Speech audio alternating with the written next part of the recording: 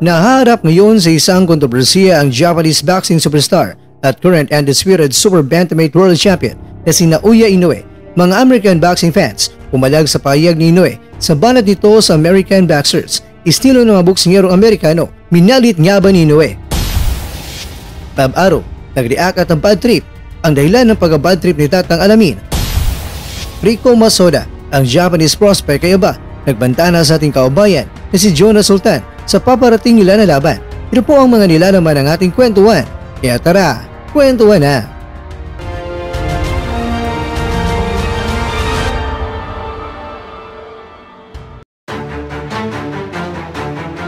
Mapagpalang araw sa inyo mga kakwento at kamusta po kayo? Sana lahat po tayo ay nasa mabuting kalagayan. Pero may iba lang ako. Ito ang ating mababasa sa news article ng Boxing News 24 na nagsasabing Inoue nagsimulang umusbong ang debate dahil sa binigay niya na komento patungkol sa mga boxing styles ng mga Amerikano. Nabanggit ni Inoue itong si Fulton at parang kanyang sinabi na itong si Fulton ay hindi gustong masuntok sa mukha sa kanilang salpukan noong nakaraang taon at hindi sigurado si Inoue kung bakit ganito na lang si Fulton sa kanya at isa sa dahilan na nakikita lang niya ay dahil itong si Fulton ay isang Amerikano. Tila ba ganito ba talaga ang estilo ng mga boksingero mga Amerikano ayon kay Inoue?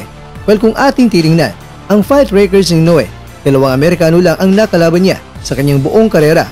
Una ay si Fulton at ang Phil-American na 36 anyos na si Nonito Donaire Jr. sa unang laban nila noon. Ito naman ang kontrobersiya na sinabi ni Inoue. I don't know if it's because he's American. Ang tinutukoy niya dito mga kwento ay si Stephen Fulton, pero hindi daw gusto ni Fulton na masuntok sa mukha.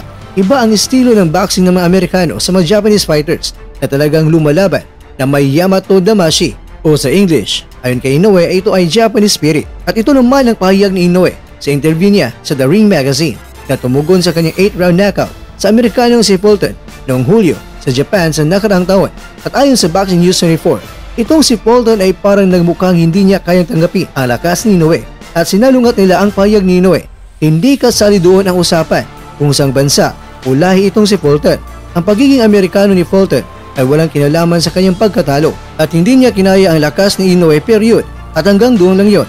Dahil ang naisipawatig ni Inoue ay tila ba sinasabi niya na ang mga Amerikano mandirigma ay nagsisikap na iwasang matamaan at may iwasang makatanggap ng parusa sa bakbakan. Kaya ayon sa Boxing News 24, si Donaire na isang Amerikano din ay hindi naman inatrasan si Inoue sa kanilang brutal na slugfest at napasubo pa nga itong si Inoue kay Donaire sa kanilang unang laban noong 2019 at itong si Donaire ay 36 anyos na sa pagkakataong iyon. Kaya kung batang bersyon o prime Donaire ang nakaharap ni Inoue, para sa kanila, sigurado sila na matatalo ni Donaire itong si Inoue at hindi na sasabihin pa ni Inoue ang banat niya sa estilo ng mga American boxers. Ang mga pahayag ni Inoue ay pangkalahatan na batay lang sa kanyang limitadong karanasan sa pagpaglaban sa mga Amerikano. Pero ganun pa man, ayon sa nasabing artikulo, ang mga komento ni Inoue ay magkakaroon na higit na halaga kung talagang lalaban na siya sa iba pang mga Amerikano. Ngunit hindi niya ginagawa iyon. Kaya kung akit lang talaga ng timbang si Inoue na kung saan harapin niya ang iba pang mga Amerikano, doon malalaman ni Inoue na kung nag-aalangan nga bang matamaan ang mukha ng mga Amerikanong boksingero tulad na lang ni na Gervonta Davis,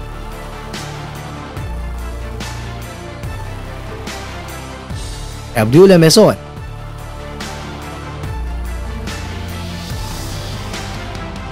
at Raymond Murtala.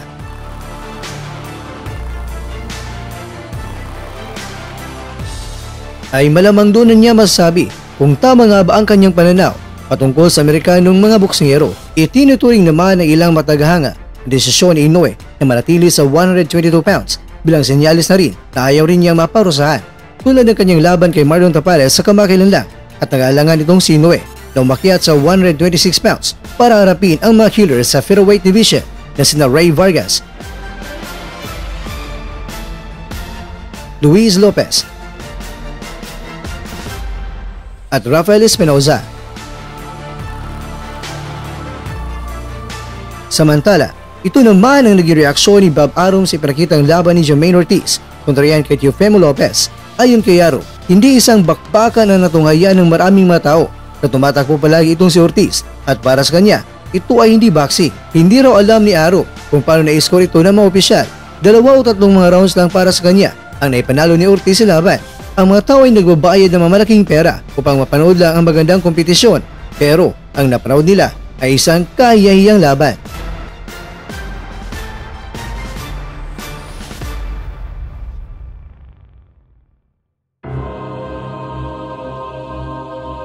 Mga kakwento, inangasan naman ni Rico Masoda ang ating pambato na si Jonas Sultan. Nangangako na siya ang magtagumpay sa laban. February 24 na po ang bakbakan nila mga kababayan. Kaya huwag natin kalimutan na si Sultan ay ating suportahan at si Jerwin ang kaasdi na World Title Fight ang kanyang laban kontra sa kampiyon na si Takuma Inoue ng Japan. Kaya good luck sa ating mga mandirigmang mga Pilipino. Hangad namin ay ang tagumpay ninyo at sana may world champion na Pilipino sa taong ito.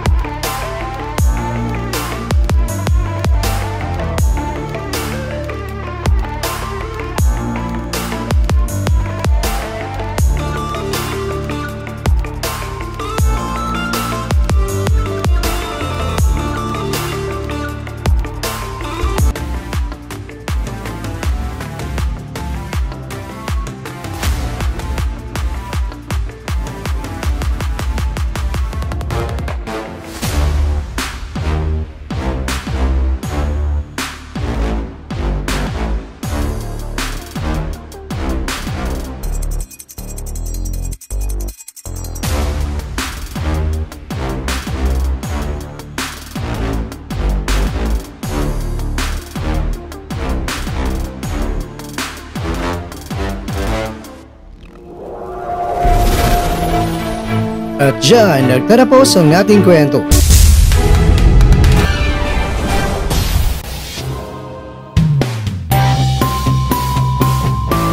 Maraming salamat mga kakwento sa inyong panonood. Pero baka naman mga kwento ay nagustuhan niyo po ang kwento natin ngayon. Baka pwede niyo po akong mabigyan dyan ng like, subscribe at pa-click na rin sa bell button. Pero bago tayo matapos mga kwento ay syempre, shoutout po muna tayo dyan sa ating mga kakwento. Kay kakwentong Junior Arnigo, kay kakwentong User, kay kakwentong sa Alija, kay kakwentong Alaskador, at ikaw kwentong nanonood ngayon, shoutout siyo dyan. Bueno, hanggang dito lang po muna ang ating kwentuhan at abangan nyo lang po ang ating susunod na video. At dito lang po yan sa isang channel na kung saan maaaring ito'y mga kwentong di pa na kwento sa inyo.